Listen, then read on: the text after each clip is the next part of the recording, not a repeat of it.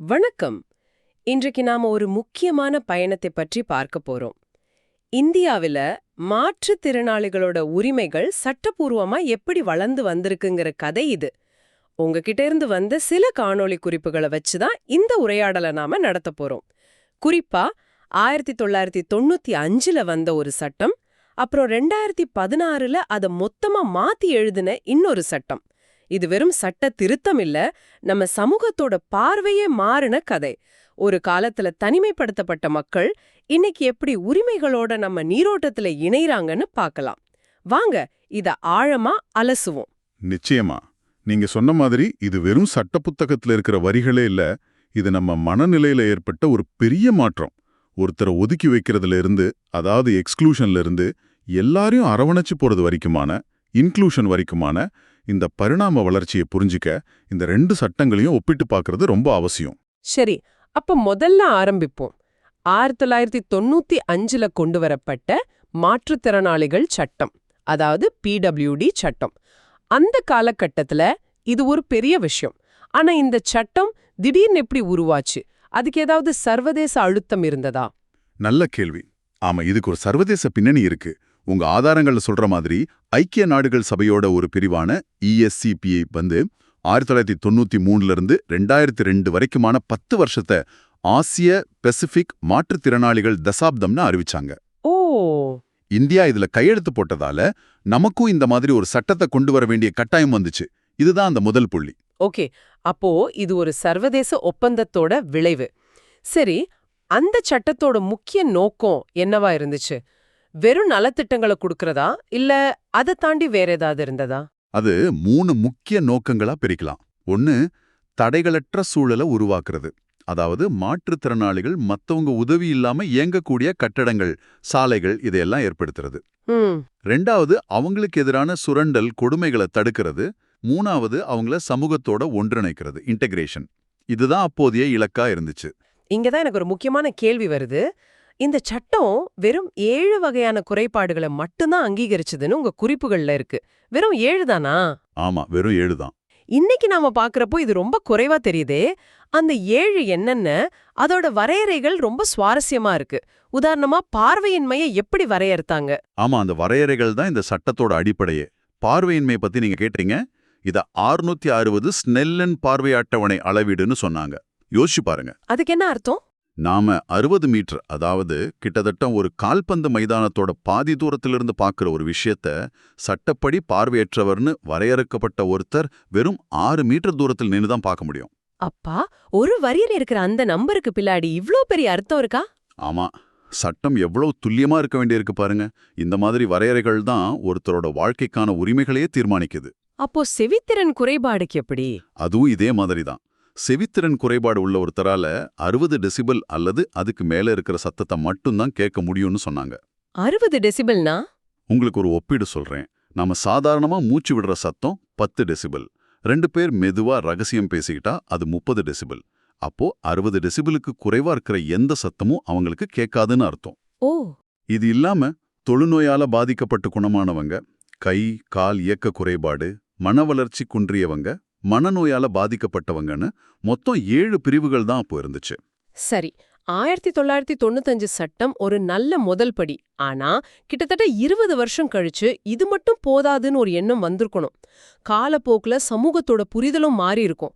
அந்த வகையில தான் 2016ல அந்த பெரிய மாற்றம் வந்ததா? ஆமா. அப்படி என்ன பெரிய பிரச்சனை இருந்துச்சு? எதுக்கு ஒரு முழு புதிய சட்டமே தேவைப்பட்டுச்சு? மிகச்சரியான கேள்வி. 1995 சட்டம் ஒரு நல நோக்குல, அதாவது ஒரு வெல்ஃபேர் அப்ரோச்ல உருவாக்கப்பட்டது. சொல்லப்போனா பாவம் இவங்களுக்கு நாம உதவி பண்ணுவோங்கிற மாதிரி. ஆனா காலப்போக்குல இது அவங்களோட உரிமை, நாம செய்யற உதவி இல்லைங்கிற புரிதல் வலுப்பெற்றுச்சு.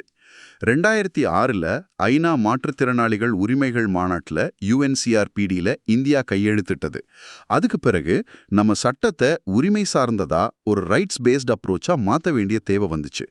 அதுதான் 2016 சட்டத்தோட அடித்தளம். ஓ, அப்போ நலத்திட்டத்திலிருந்து உரிமைக்கு மாறினதுதான் முக்கியமான பாய்ச்சல்.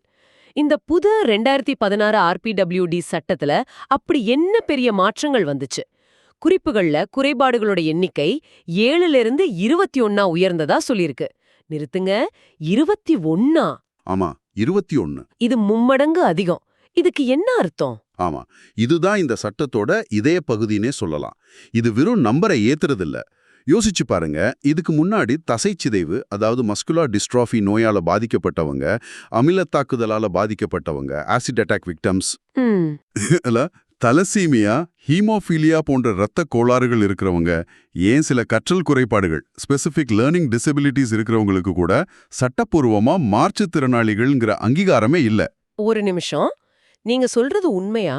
அப்போ 2016க்கு முன்னாடி இவங்களுக்கு அரசு சலுகைகளோ, இடஒதுக்கீடோ, சட்ட பாதுகாப்போ எதுவுமே கிடைக்காதா? துரதிர்ஷ்டவசமா ஆமா. இது எவ்ளோ பெரிய இடைவெளி!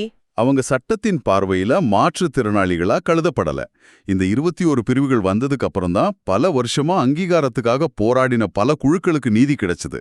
இதுதான் உரிமை சார்ந்த பார்வைங்கிறது. நீங்க யாருன்னு நாங்க வரையறுக்க மாட்டோம், உங்களுக்கான உரிமையை உறுதி செய்வோம்னு சொல்றது. பிரமிப்பா இருக்கு. எண்ணிக்கை மட்டும்தான் உயர்ந்ததா, இல்ல வேற முக்கியமான மாற்றங்களும் உண்டா? அரசு வேலைவாய்ப்புல இடஒதுக்கீடு 3%லேருந்து 4%ஆ உயர்த்தப்பட்டது. ஒவ்வொரு மாவட்டத்திலையும் சிறப்பு நீதிமன்றங்கள் அமைக்கப்படணும்னு சொல்றதெல்லாம் நடைமுறைக்கு வந்ததா? நிச்சயமா. இந்த சட்டத்தோட வலிமையை கூட்டுச்சு. இனிமே மாற்றுத்திறனாளிகளுக்கு எதிரான குற்றங்களை இந்த சிறப்பு நீதிமன்றங்கள் விசாரிக்கும். இன்னொரு முக்கியமான விஷயம் பணம். ஆமா, நிதி ஆதாரம்.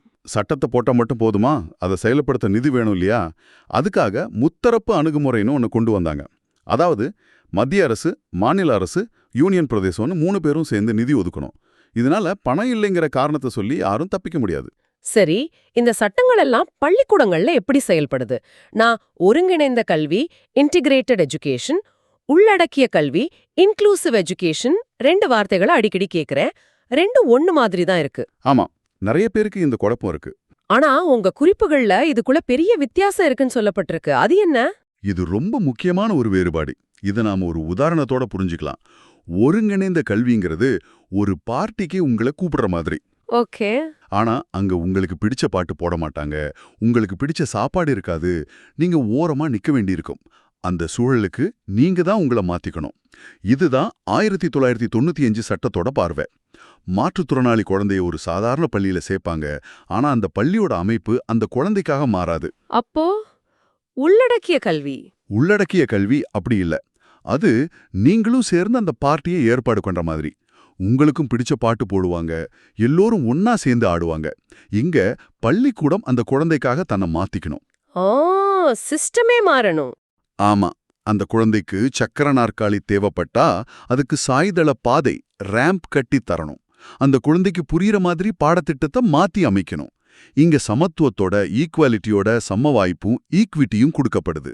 2016 சட்டம் மற்றும் புதிய கல்விக் கொள்கை 2020 இந்த உள்ளடக்கை தான் ரொம்ப வலிமையா முன்னெடுக்குது. வாவ், இந்த உதாரணம் ரொம்ப தெளிவா புரிய வைக்குது. குழந்தை பள்ளிக்காக மாறாம பள்ளியே குழந்தைக்காக மாறணும். இதுதான் அடிப்படை மாற்றம். புதிய கல்விக் கொள்கை பத்தியும் உங்க குறிப்புகள்ல இருக்கு. அதுல திவ்யாங்கிற வார்த்தை பயன்படுத்தப்பட்டிருக்கு. அப்புறம் பாலின உள்ளடக்க நிதி, ஜெண்டர் இன்க்ளூஷன் ஃபண்ட் பத்தியும் சொல்லப்பட்டிருக்கு. அத பத்தி கொஞ்சம் சொல்லுங்களேன். இதுல ஒரு நேர்மறையான பார்வையை கொண்டு வர முயற்சிக்குது. அதைவிட முக்கியமானது அந்த பாலின உள்ளடக்க நிதி. இது மாற்றுத்திறனாளி பெண்கள் மற்றும் திருநங்கைகள் கல்வி பெறுவதில் இருக்கிற தடைகளை நீக்கிறதுக்காக உருவாக்கப்பட்ட ஒரு சிறப்பு நிதி. இது உள்ளடக்கத்தை இன்னும் விரிவுபடுத்துது. ஆக ஒரு சின்ன உதவி செய்யற இடத்துல இருந்து ஆரம்பிச்சு உரிமைகளை உறுதி செய்யற ஒரு முழுமையான சட்ட அமைப்புக்கும் நம்ம நகர்ந்திருக்கோம். எக்ஸ்க்ளூஷன்ல இருந்து இன்டகிரேஷன், அதுக்கப்புறம் இப்போ இன்க்ளூஷன் வரைக்கும் ஒரு நீண்ட பயணத்தை நம்ம பார்த்திருக்கோம். ஆமா, ஆனா இந்த பயணம் இங்க முடியல. இது ஒரு முக்கியமான கேள்வியை நமக்கு முன்னாடி வைக்குது. சட்டங்கள் மாறிடுச்சு, பள்ளிக்கூடங்கள்ல விதிகள் மாறிடுச்சு, ஆனா நம்ம பார்வை மாறி இருக்கா? சட்டப்பூர்வ அங்கீகாரத்துக்கு அடுத்தபடியா ஒரு சமூகமா நம்ம மனநிலையில உண்மையான மாற்றத்தை ஏற்படுத்துறது எப்படி? ஆமா, அதான் உண்மையான சவால். சட்டங்கள் ஒரு வரைபடத்தை கொடுக்கலாம், ஆனா அந்த பாதையில நாம தான் பயணிக்கணும். சரியா சொன்னீங்க.